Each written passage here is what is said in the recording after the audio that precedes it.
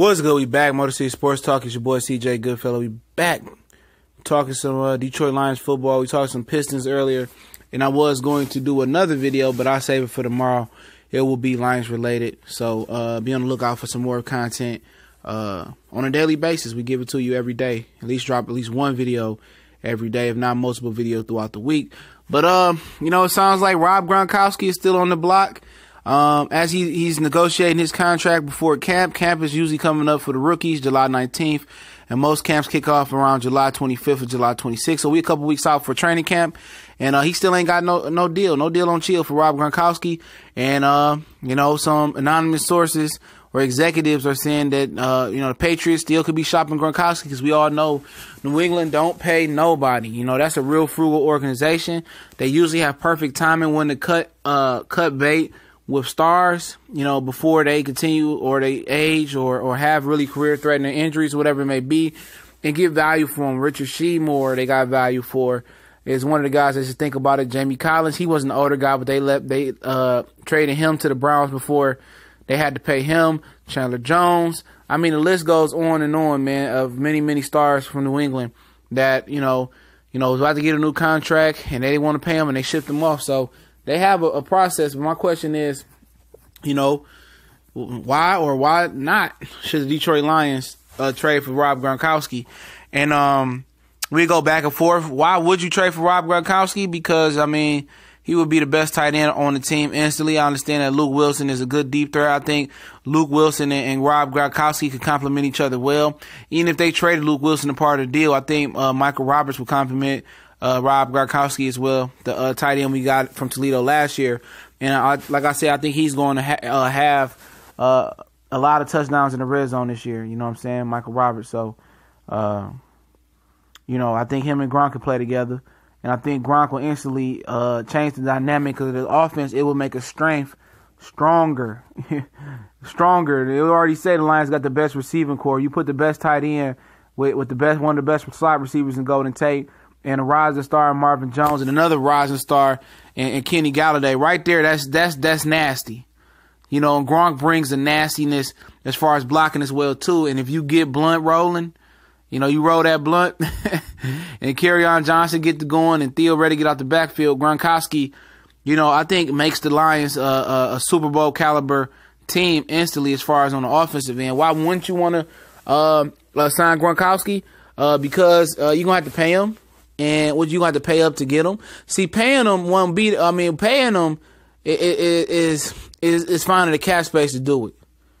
Because you're gonna have to trade some guys just to create that cap space as well for Gronkowski, or try to make some things happen under the cap. Which I'm not sure. I'm not a capologist, but also what you gonna have to give in return for him.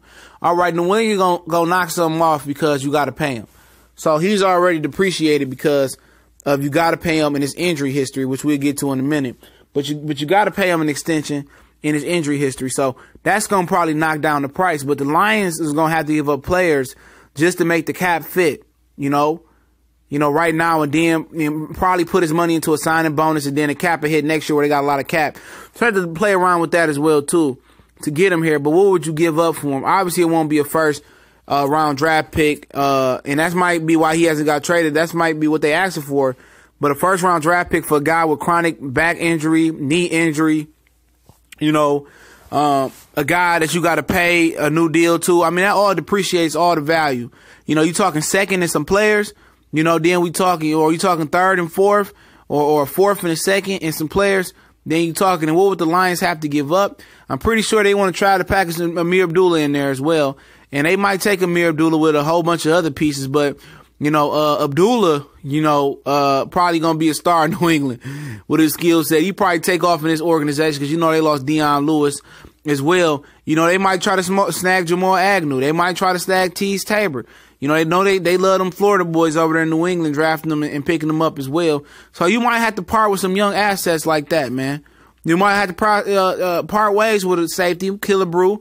He probably can fit their stuff. So it's a whole bunch of players they might like, and might want to go ahead and pick up. You might have to lose 3 or 4 players in this deal just to get Gronkowski in. What's another reason that you want to sign Rob Gronkowski?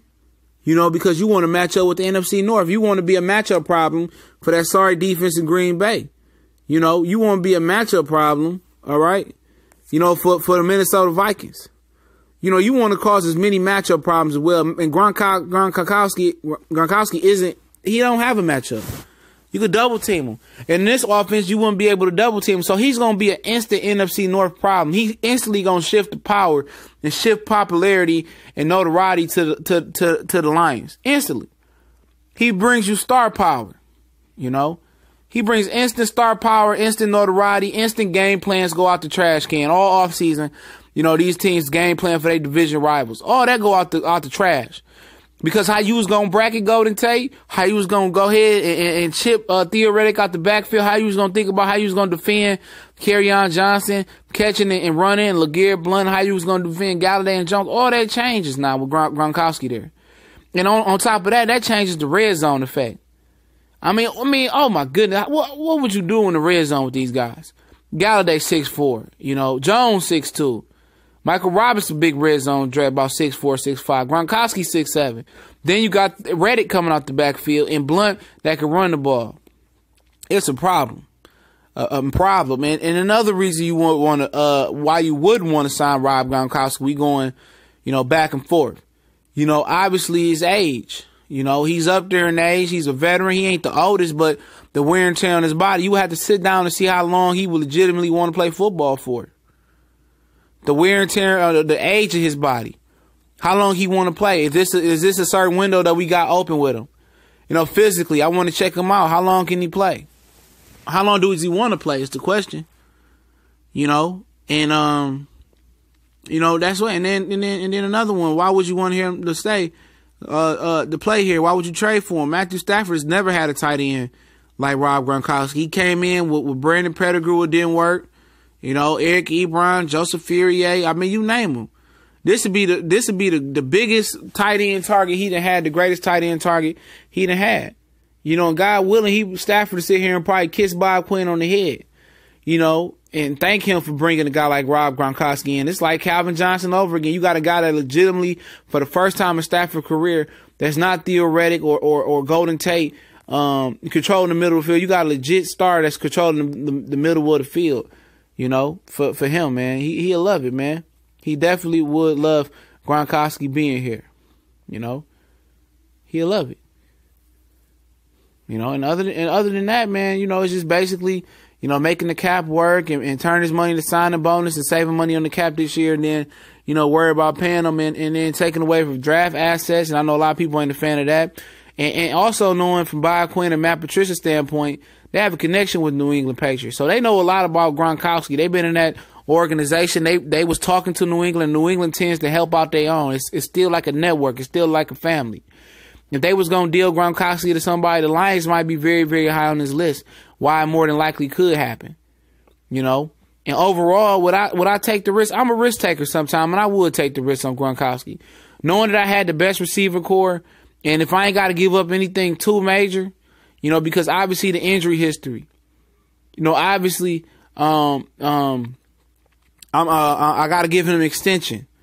See, that's going to depreciate his value right there. So you're going to be able to get a pretty good deal, especially why ain't nobody else biting on the fish hook. You can get you a good deal. You could throw a deal in there, say, you know what, I'll give you a 2 and a 4, you know, and that's what we're willing to give you. We give you Amir Abdullah.